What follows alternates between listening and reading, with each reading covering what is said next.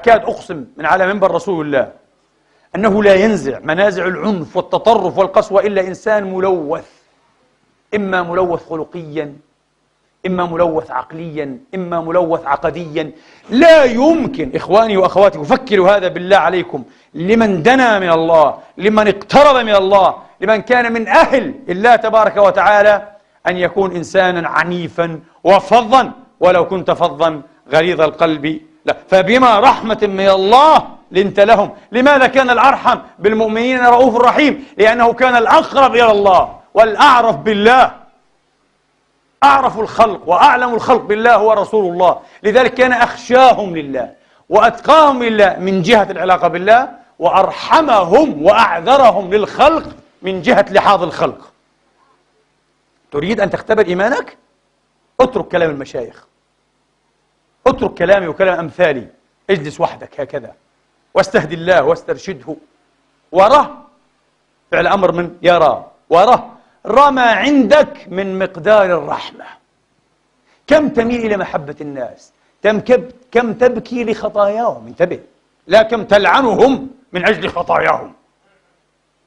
حاذق أستاذ بروفيسور في اللعن فقط، لا، كم ترحمهم لأجل خطاياهم، كم تتمنى لهم أن يقيل الله عثارهم، أن يقيل الله عثارهم، أن يلهمهم رشدهم، أن يقيهم شر نفوسهم.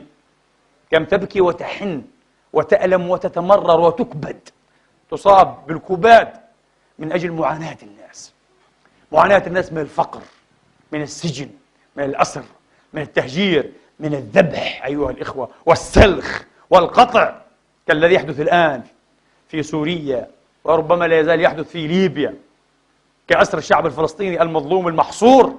أيها الإخوة، كم تبكي، كم تتألم، كم تشعر بهذا الشيء. أنت إنسان، بالتالي فأنت مسلم.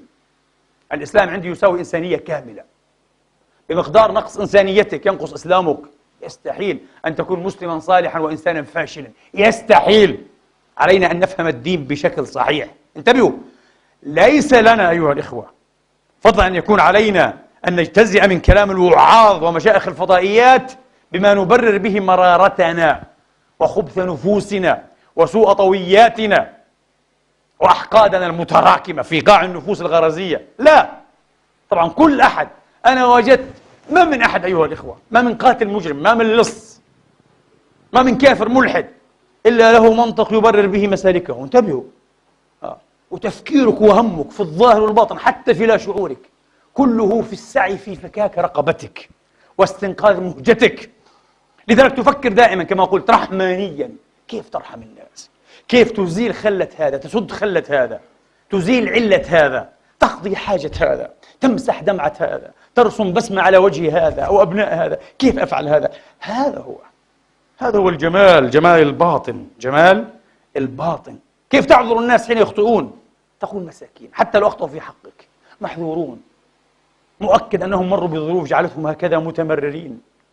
ما يدريني، ما عساي لو مررت أو لعلني لو مررت بمثلها أكون أسوأ منهم. غفر الله لي ولهم. هذه الدنيا تبحث عن أمراض نفسك، تبحث عن عيوب نفسك، ولك فيها شغل عن النظر في عيوب الناس. بعض الناس ليس هكذا، بعض الناس يعمى عن عيب نفسه ويذهب يبهت الكمل من الناس. كذا الدين. أين دين الصفح الجميل والهجر الجميل والتسريح الجميل والصبر الجميل ودين الإحسان على كل شيء مكتوب؟ أين هذا؟ لا أدري كيف نفهم ديننا أيها الإخوة، لا ندري. الموازين معتلة، الموازين مختلة. لم ندأب ولم يدأب على تزويدنا بموازين حقيقية أيها الإخوة لتعيير الدين. كيف أعير ديني؟ وين الترمومتر؟ تعيير الدين بطول الانتقاب، تعيير الدين كم عمرة بتعملها، وكم حجة، تعيير الدين كم ركعة تركع، تعيير الدين كم دعوة تدعي. علينا أن نكون صادقين مع أنفسنا، علينا أن ندأب على تزويد أنفسنا بالمعايير الصحيحة للتدين، وإلا كلام فارغ. هذا دين جميل ينبغي أن ينعكس جماله في كل شيء.